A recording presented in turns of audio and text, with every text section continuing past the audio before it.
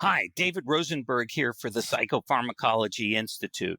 In this CAP, or Child and Adolescent Psychiatry Smart Take, we'll look at a study examining the long-term safety and effectiveness of lithium use in bipolar and non-bipolar children and adolescents. This is actually a retrospective study conducted in Turkey of 143 patients 9 to 18 years of age, about 70% of whom had a diagnosis of bipolar disorder and 30% who had a diagnosis of a non-bipolar disorder condition, which included major depressive disorder, schizoaffective disorder, ADHD, conduct disorder, severe mood dysregulation syndrome, borderline personality disorder, and autism.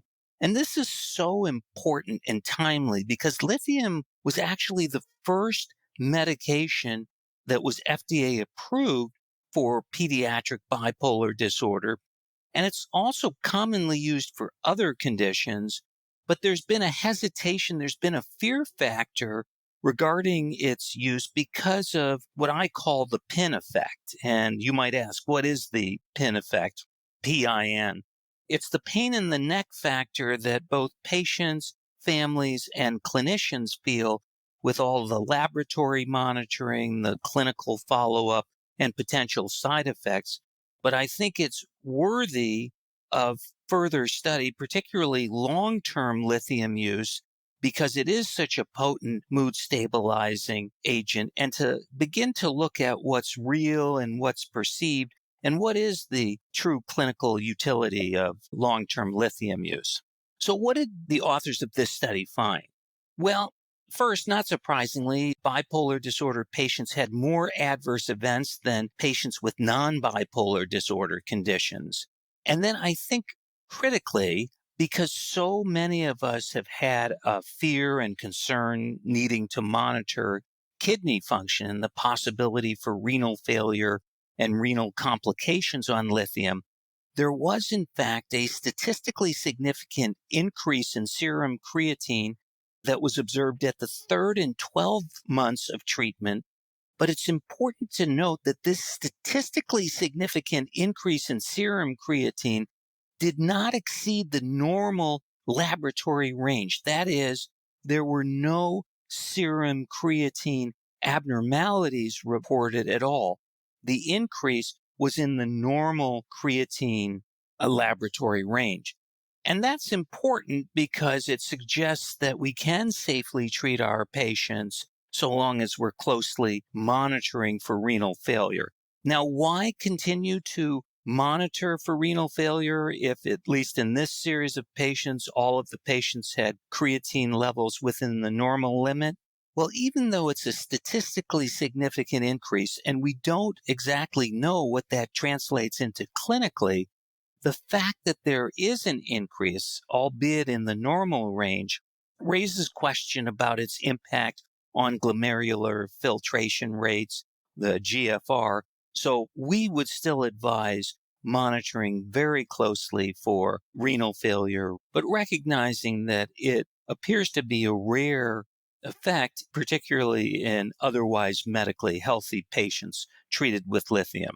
There was also a statistically significant increase in white blood cell counts at all times that the patients were evaluated for this retrospective study.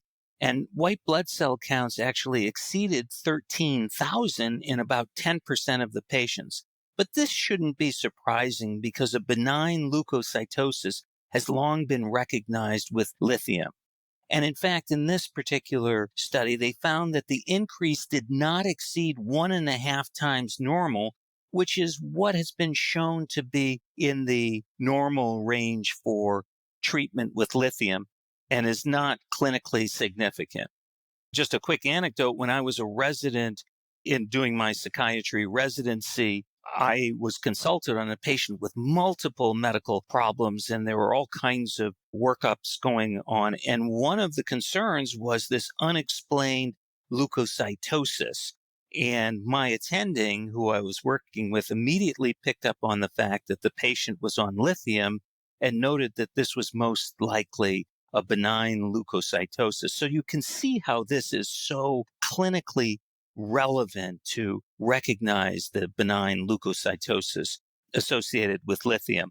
Another point of interest is that lithium in children and adolescents has actually been used successfully in neutropenia that has been associated or comes with clozapine treatment. So again, all kinds of potential value for lithium treatment.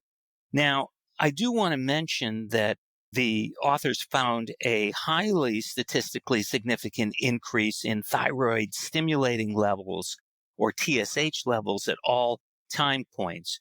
And so thyroid function is something we've long known can be associated with lithium treatment and the importance of monitoring for thyroid function. And in fact, in this study, nearly 30% of patients treated with lithium had TSH levels exceeding 5.5 milliunits per liter. And the authors also found that higher basal TSH levels, longer duration of lithium treatment, higher lithium dose, and higher lithium serum level was associated not only with further increases in TSH levels, but also the need for thyroid hormone replacement therapy or thyroxine treatment. And this actually was seen in 15% of the patients with TSH elevations actually needed thyroxine replacement therapy as recommended by an endocrinologist. The mean lithium dose, as expected, was higher in the bipolar group than in the non-bipolar group, where lithium is more often used as an adjunct. Interestingly, mean serum lithium levels did not differ between bipolar disorder and non-bipolar disorder patients. Almost all of the patients were also on antipsychotic medications, so weight gain and increased appetite was not regarded as a lithium-specific side effect. So there were some limitations in this particular study. Patients were on other psychotropic medicines. We mentioned the antipsychotic medicines. They were on other medications as well. But I actually see that as a strength of this particular study because it makes it more generalizable to what those of us who treat children and adolescents with bipolar disorders see. Namely, that polydrug therapy, more than one medication, is the rule rather than the exception.